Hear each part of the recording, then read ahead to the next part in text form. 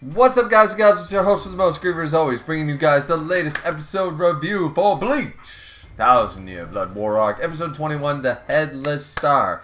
Now, of course, this episode covers half of Volume 65, and of course the last scene of Volume 64, because episode 20, while great and fit basically a whole volume in it, just missed out on that one last scene. Now, granted, had all the bitch moaners and complainers gotten their way, then obviously we'd still be into Volume 64 right here, right? We'd still be into it. So either way, we do get onto Volume 65. And I did read the comments, by the way. I saw the comments and stuff, and I understand to a degree why people wanted it. The biggest argument I saw, by the way, about that episode 20, about not showing Stern Ritter reactions was, we didn't understand the gravity, man. You didn't understand, like, the scope and why Gremmy's so terrifying and all that stuff. And my argument right back is, why?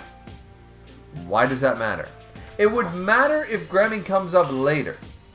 It would matter if Gremmy's backstory mattered any more than any of Stern Ritter. But it doesn't. In the manga and now the anime, Gremmy is a one-off, one-fight villain so that Kenpachi can kill him to show off Kenpachi's Nozarashi. That is what Gremmy is. Gremmy does nothing else but fight Kenpachi and lose and die. So, regardless whether we understand the scope, and I don't know, maybe the giant-ass meteor coming down bigger than the Soul Society itself, coming down to the ground, might have given me some scope. I guess, you know, if Bazby and I don't know, Pernida or somebody doesn't look up at the sky and go, holy shit, then clearly I don't understand the scope of the meteor coming down crashing on Cerate. Clearly we need a couple Stern Ritters to react to so we understand the scope. I got the scope, and once again, I disagree. I disagree wholeheartedly, but we're not here to talk about that. Let's move on. Half of Volume 65 covered in one episode, and we got extended fights. Extended fight scene between Ichigo and the Bambis. The Bambietas, as it were. It was really cool. Also, I love that when they go into their Volt standing, their whatever it's called, they're sort of doing a bit of homage to the Sailor Moon sort of asked, you know, they're doing that bit of that Sailor Moon transformation and stuff. It's high quality. They have the visuals, and they're like, oh, sing, ping, pa. You know, they got the heart shapes on the the knee pads, the elbow pads are now bling, hearts and stuff like that. So it felt a little Sailor Moon-esque transformation, which once again was the OG. A lot of people say Goku Super Saiyan. No, actually it was Sailor Moon. First time. It was the highest animation quality we had seen up to that point. It really, realistically, is the OG transformation scene. It's actually Sailor Moon, not Goku. But either way, they're both iconic. Either way. What I want to talk about, though, the rendition of number 1. Okay? So Ichigo comes down, falling out of the sky like the badass he is, and we have a new cover of number 1. I don't believe we've heard this cover yet. Did we hear it in Season 1? I want to say no. I think I would have heard this before. But, so the original number 1 pretty much was played in the very first episode of 1000-Year Blood War. And it's, of course, still iconic. I think they redid it, but it's still the same sound, like it's not a new version. This is totally a new version, right? I don't know if it's sung by the same people. Maybe, probably. I don't know if I like it or am just okay with it. And what I mean by that is, did it fit the scene better? I would like to see, with all the sound effects and the voice acting and everything going on, playing the original number 1.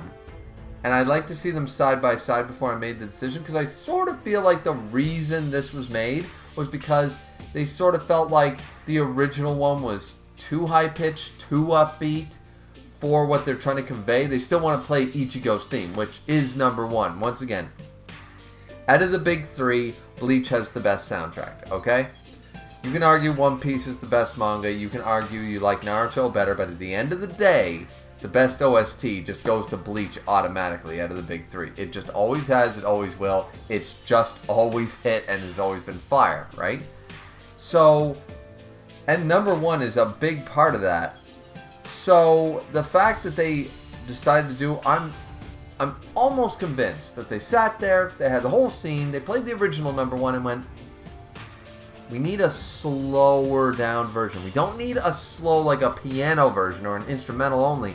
We need it to still have the Ichigo's here, Ichigo, our hero has arrived, he's the best, and he does the same shit that he did when number one was the big thing in the Soul Society. He literally beats the Bambis without drawing his swords. It's sort of a bit of an icon. I don't think it's in the actual manga that he does that.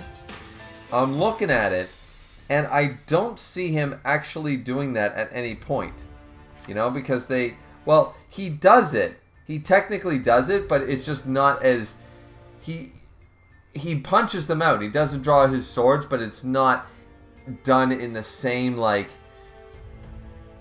ode to it sort of idea. They extend that fight a little bit, just enough to give us a little bit more number one, just to give us a little bit more of, alright, Ichigo's in town, he's the new badass, just like he was at Rukia's execution sort of idea. So though the scene is done panel for panel in the manga, it's just crisper. It's just brought up to that extra level. So I'm convinced that they looked at it and they said, we need him a little more somber, a little more slower pace, number one, but we still want to say our hero is here. We're not like distorted version or heavy metal version. We just need a little bit slower pace. We need to drag it out a little longer, sort of a feel. So I think that the version was made specifically for the scene, because when they look back, they said, you know what, it's too sunshine and rainbows in the middle of a war.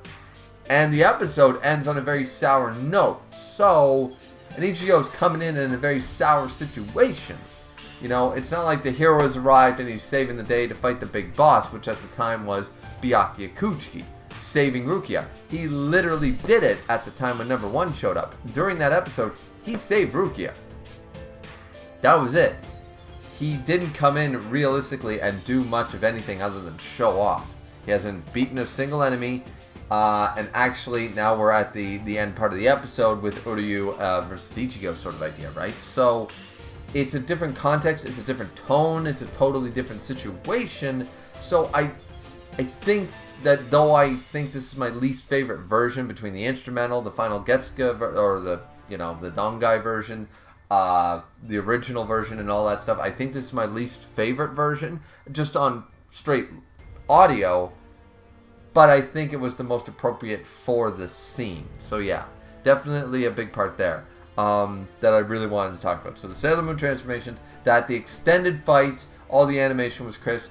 The Getsugo Jinjo, instead of Getsugo Tensho, right? Looked awesome, looked amazing. It was beautiful. It was, yeah, so really liked that. Loved all the opening bits. And then, of course, we get Renji, Byakuya, Rukia, Ikaku, Hisagi, all the dudes showing up. Yumichika, they all show up like, nah, all you Stern Raiders trying to gang up on Ichigo. By the way, he can probably win that fight if he's focused. He can probably take them out. But he's just like, yeah, no. They're like, yeah, no, you're not crossing this line. It's some Rayleigh shit with the... You're not crossing this line. You cross this line, you're going to deal with us. He's going across that line.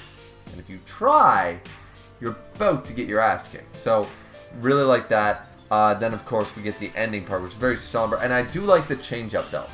Mayuri is the one, because we keep jumping back to the super light, chocolate-covered, super ultraviolet control room. And it's cool because Mayuri's the one to explain how the Oken works, how Ichigo's robes work and stuff like that. It makes sense that he knows and explains it more so than Yuha. I like that change. That makes more sense to me. Rather than Yuha being like, I'm randomly gonna have a megaphone into Ichigo's ear. Out of all the powers he has, that one just seemed a little silly. So I do like the fact that it's not really explained, but he's just like, what the hell is that pillar of light? Clearly that's where the boss castle is. I gotta go to the boss castle, right? Clearly, your princess is in that castle, Ichigo. Let's go. And in this case, it's Uryu. Though he doesn't know that at the time. And of course, the scene plays out the same as it does in Volume 65 halfway through the volume. Chad and Orihime show up. So many people were worried that they were going to censor Orihime's outfit. They did not. They did not. Not whatsoever. And I think we can all collectively agree. Round of goddamn applause for not censoring that, because whether you're a Rukia fan, a Yoruichi fan, an Unohana fan, an Orihime fan, or anything else, a Tatsuki fan, in fact, some people like a strong woman that can kick their ass. We can all agree, Orihime's outfit. 10 out of 10. 10 out of 10, and yeah, here it is. So I'm hoping we get the full scene. The full scene. You guys know what scene I'm talking about. I'm hoping we get the full scene with the huzzah and stuff, you know? I'm hoping. I'm hoping for it next episode. Because this one ended on a very dour note. We're going to need that comedy. We're going to need that feel of comedy in the next episode. For sure. For sure in 22. So, love the episode. Thought everything was well paced. We're already halfway through volume 65. It didn't feel... And we had, once again, extended fights. And it was great. I mean, you could argue, yeah, but it's only extended by a few seconds, maybe a minute here and there. And it's like, yeah, but that's still extended, and that means that they're in no rush. If they were in a rush, they would literally do it panel for panel for panel. They wouldn't give the Stern Ridders the chance to Sailor Moon transformation. They wouldn't give Ichigo and stuff a little more and move some scenes around so he's fighting them for a little bit longer. They wouldn't do that. They wouldn't do that if they were in a rush. So this is all a good thing. That means that every episode, because I would argue every episode is well-paced, this is well-paced. Once again, excellently paced, but we got through so much content. It's fantastic. It's fantastic. It just means we're going to get a lot more by the end of it.